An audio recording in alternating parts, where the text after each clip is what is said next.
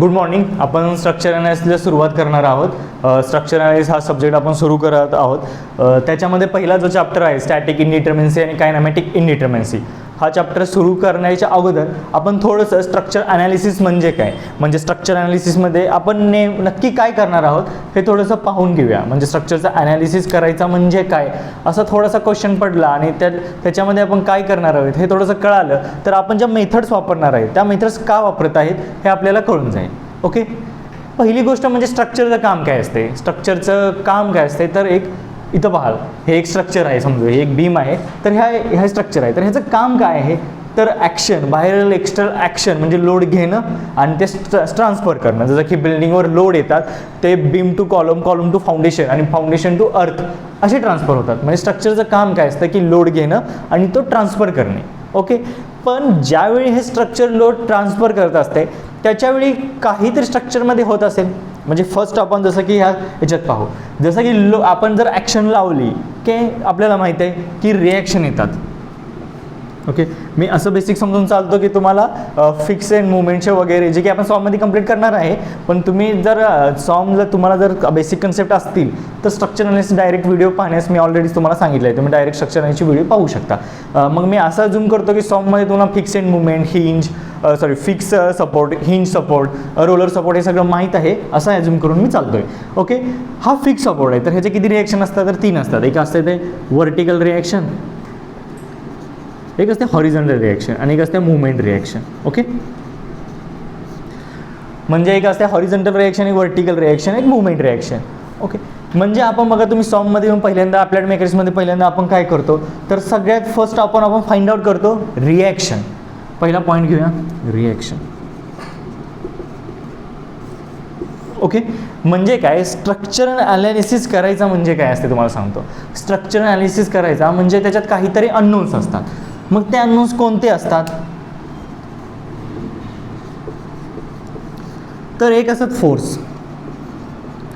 फक्त फोर्स असतात का नाही, स्ट्रक्चरवर लोड आल्यावर एक्सटर्नल रिॲक्शन, इंटरनल फोर्सेस हे तर तयारच होतील आणि हे तर अननोन असतील. त्याचप्रमाणे डिस्प्लेसमेंट पण असतात.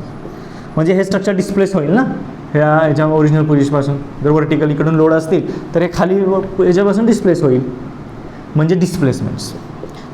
आता मी जे फोर्स आणि डिस्प्लेसमेंट ह्या टर्म वापरतो ह्या जनरल सेन्समध्ये वापरतो आहे. म्हणजे फोर्स म्हणजे मुवमेंट फोर्स पण असू शकतो, ॲक्सियल फोर्स पण असतो, ट्विस्टिंग फोर्स पण असू शकतो. त्याचप्रमाणे डिस्प्लेसमेंट ही पण टर्म मी जनरल सेन्समध्ये वापरतो. डिस्प्लेसमेंट डिफॉर्मेशन असू शकतं, ॲक्सियल डिफॉर्मेशन असू शकतं, डिफ्लेक्शन असू शकतं, रोटेशन असू शकतं. त्यामुळे अननोन पहिल्यांदा लक्षात घ्या, स्ट्रक्चरचा ॲनालिसिस करणे म्हणजे काय, जे स्ट्रक्चरचे फॅक्टर अननोन आहेत ते फाइंड आउट करणे. ओके, मग पहिला क्वेश्चन पडला पाहिजे की अननोन म्हणजे कोण आहेत. तर सगळ्यात महत्त्वाचं अननोन म्हणजे कोण तर जे काही आपण लोड लावल्यावर तयार होतात ते अननोन. म्हणजे काय तर ॲक्शन लावल्यावर सगळ्यात आपण पहिल्यांदा काय फाइंड आउट करतो रिॲक्शन. म्हणजे बट ऑब्वियस हे फाइंड आउट करतो, म्हणजे हे आपल्याला माहीत नव्हतं पहिल्यांदा, म्हणजे आपण हे नोंद करून घेतो. म्हणजे पहिल्यांदा हे आपल्याला माहीत नव्हतं आणि परत ते आपण शोधलं, म्हणजे पहिल्यांदा रिॲक्शन अननोन असतात.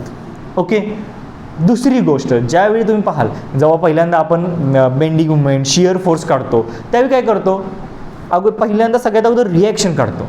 अप्लाइड मेकॅनिक्समध्ये आपण रिॲक्शन शिकतो काढायला आणि ॲक्शन आणि रिॲक्शन मिळून axial force, bending movement and shear force तयार करतात. ओके, म्हणजे हे कसले आहेत तर हे असतात इंटरनल अननोन. एक तर झालं एक्सटर्नल अननोन रिॲक्शन आणि एक झालं इंटरनल अननोन. ह्यांनाच कंबाईनमध्ये अननोन फोर्स म्हणू शकतो आपण.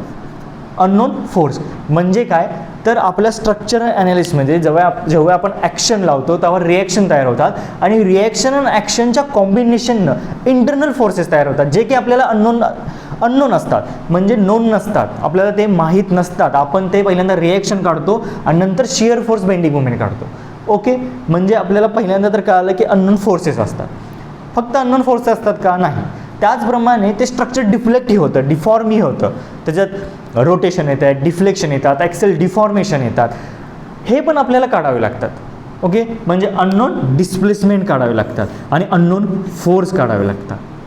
जर आपण एखाद्या स्ट्रक्चरचा ॲनालिसिस करतोय म्हटलं ते मग त्याचा अर्थ काय असतो हे समजून घ्या. त्याचा अर्थ असा झाला त्याच्यामध्ये अननोन असलेले फोर्सेस आणि डिस्प्लेसमेंट आपण फाइंड आउट करत आहोत.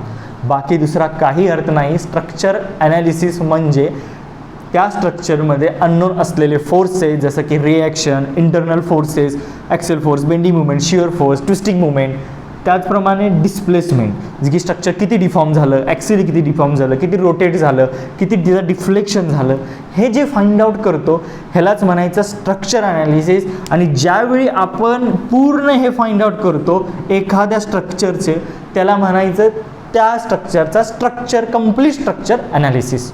ओके, ठीक आहे. म्हणजे आपल्याला कळालं की आपण अननोन काय फाइंड आउट करतो, स्ट्रक्चर ॲनालिसिस म्हणजे नेमकं काय हे आपण कळालेलं आहे. म्हणजे आपल्याला आता हा क्वेश्चन कधीच नाही पडला किंवा हे पडला पाहिजे की स्ट्रक्चर ॲनालिसिसमध्ये आता म्हणजे नेमकं मी काय करतोय, म्हणजे स्ट्रक्चर ॲनालिसिस करतोय म्हणजे काय हे प्रत्येकाला कळालं असेल. ओके, मग स्ट्रक्चर ॲनालिसिसमध्ये फाइंड आउट काय करायचं हे पण शिकलो. ओके, आता आपण काय म्हटलं की अननोन कोण कोण होते. आपण म्हटलं अननोन एक होता फोर्स आणि एक होते डिस्प्लेसमेंट. ओके, मग मला सांगा की स्ट्रक्चर ॲनालिसिस करायला कंप्लीट एखाद्या स्ट्रक्चरचं ॲनालिसिस करायला फोर्स पण माहीत पाहिजे, डिस्प्लेसमेंट पण माहीत पाहिजेत. मग हे दोन्ही काढायचे का? म्हणजे असं आहे का की म्हणजे पूर्ण स्ट्रक्चर ॲनालिसिस करायला फोर्स काढावं पण लागेल आणि नंतर ॲनालिसिस करून डिस्प्लेसमेंट काढायला लागेल? नाही. ह्याच्यामागे थोडंसं आपण लॉजिक बघूया. जसं की एक जर तुम्ही फोर्स काढला तर डिस्प्लेसमेंट काढू शकता, डिस्प्लेसमेंट काढला तर फोर्स काढू शकता. ते कसं, हा पण क्वेश्चन पडला पाहिजे की नाही. तुम्ही म्हणताय ठीक आहे फोर्स काढला तर डिस्प्लेसमेंट, फोर्स मिळाले तर डिस्प्लेसमेंट मिळू शकता, डिस्प्लेसमेंट मिळालं तर फोर्स. पण ते कसं प्रत्येकाला का विचारा, का असं का? म्हणजे जेणेकरून तुम्हाला स्ट्रक्चर ॲनालिसिसमध्ये पुन्हा पुन्हा रिवाईज करायला लागणार नाही, पुन्हा पुन्हा पाठांतर अजिबात करावं लागणार नाही. तसं का तुम्हाला सांगतो. तुम्ही काही टर्म्स भरपूर वेळा ऐकले जसं की स्टिफनेस आणि फ्लेक्सिबिलिटी.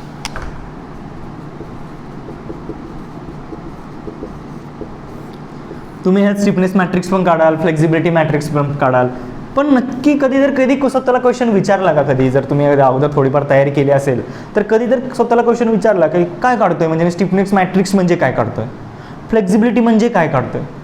तर म्हणजे कधीच आपण एक फक्त काढत असतो, याचा इन्व्हर्स तो आहे, त्याचा इन्व्हर्स हा आहे आणि काढत असतो. मग का काढतो, का गरज पडली फ्लेक्झिबिलिटी मॅट्रिक्स डेव्हलप करायची, स्टिफनेस मॅट्रिक्स डेव्हलप करायची? तर एक एक्झाम्पल थ्रू बघून घेऊया. एक एक्झाम्पल घे छोटंसं. समजा म्हणजे ह्याचं डेफिनेशन पहिल्यांदा पाहू, स्टिफनेस म्हणजे काय, फ्लेक्झिबिलिटी म्हणजे काय आणि त्याचा फायदा कसा होतो. ओके, एक्झाम्पल काय म्हणजे समजा 100 किलोमीटर लोड लावला मी आणि त्याच्यामुळे होणारं डिफॉर्मेशन हे 10 mm आहे. आता मी युनिट पण घेतो यांचे, 10 mm आहे.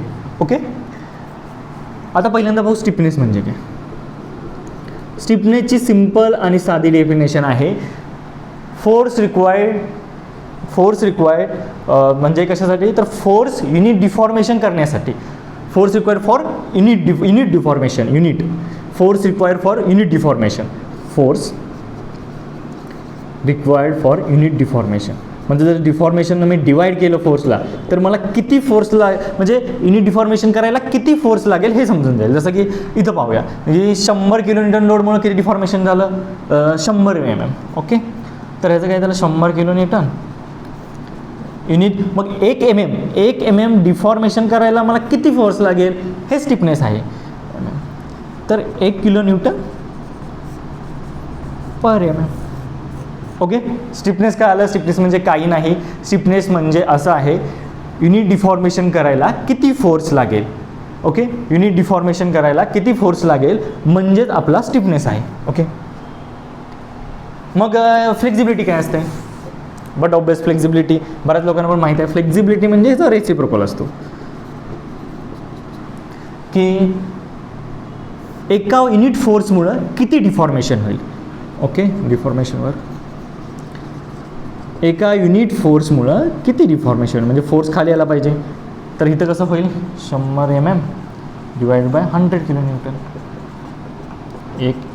1 mm पर 1 किलोन्यूटन, म्हणजे 1 किलोन्यूटन 1 mm तयार करते. म्हणजे जर मी युनिट जर गायब केली ह्याची तर 1 युनिट, म्हणजे जर मी युनिट जरी काढून टाकले तर युनिट फोर्समुळं इथं 1 एवढं डिफॉर्मेशन होतं आहे असं आपण म्हणू. म्हणजे फ्लेक्झिबिलिटी आणि स्टिफनेसमध्ये काय आहे, तर फ्लेक्झिबिलिटी आणि स्टिफनेस हे डिफॉर्मेशन आणि फोर्समधलं इंटरकनेक्शन सांगते.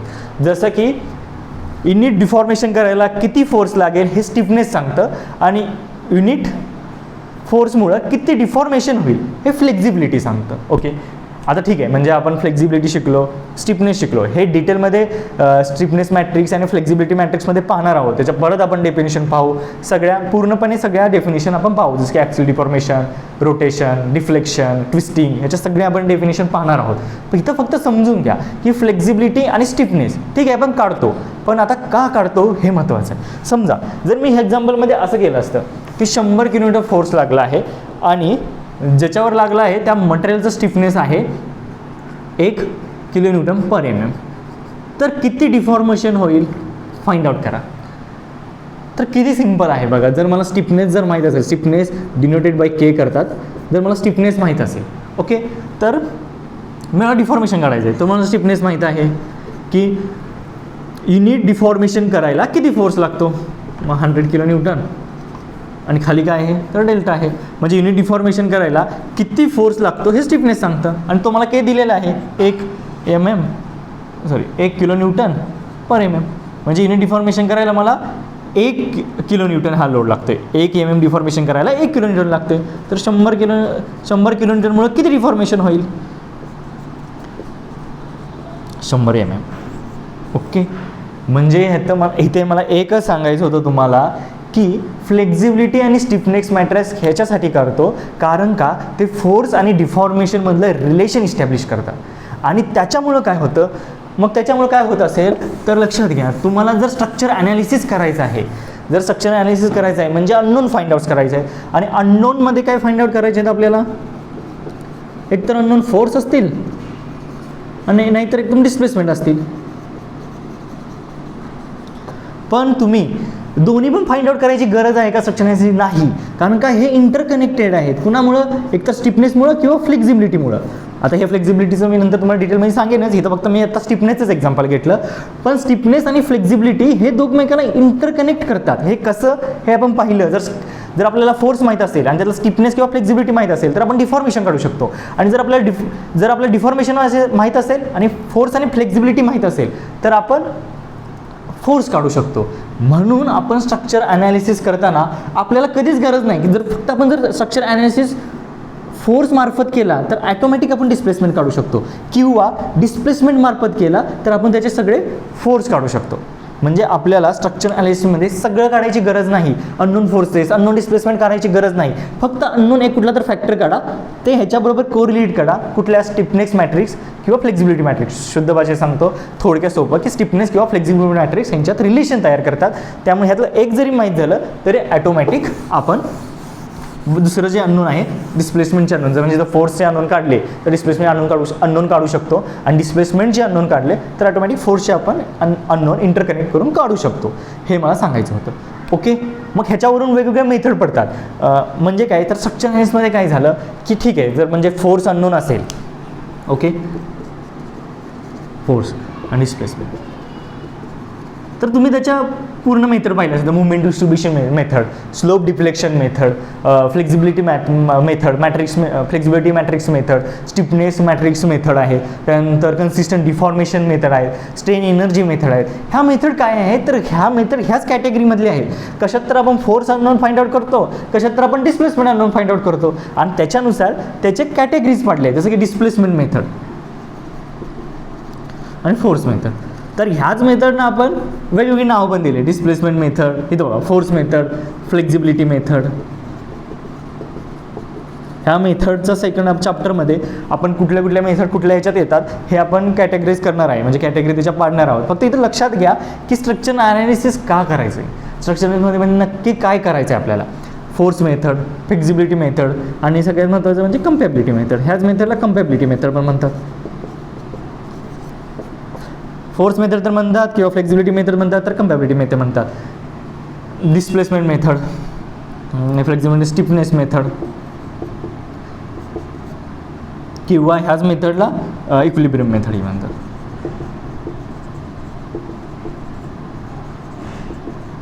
ओके, म्हणजे काय आहेत आपण पुढे जाऊन आहे ना आपल्या सगळ्या मेथडचे कॅटेगराईज करणार आहे. त्याच्यासाठी आपल्याला स्टॅटिक आणि कायनॅमॅटिक इनडिटर्मिनसी, सगळ्यात महत्त्वाचं स्टॅटिक आणि कायनॅमॅटिक इनडिटर्मिनसी आपण चॅप्टर शिकल्यानंतर आपण पाहणार आहेत का तो का काढली, स्टॅटिक इनडिटर्मिनसी का काढली, कायनॅमॅटिक इनडिटर्मिनसी का काढली, आणि त्याच्यानुसार ह्या मेथड म्हणजे कुठली स्टॅटिक मेथड, स्टॅटिक इनडिटर्मिनसीचे का कशी वापरतात, कायनॅमॅटिक इनडिटर्मिनसी कशी वापरतात, आणि त्यानुसार मेथडचे वेगवेगळे कॅटेगराईज कसं करतात, म्हणजे हे मेथड डिस्प्लेसमेंट मेथड आहे का फोर्स मेथड आहे, हे कसं आपण कॅटेगरीमध्ये करतो, ह्या अशा वेगवेगळ्या मेथड आहेत ते आपण पाहणार आहोत.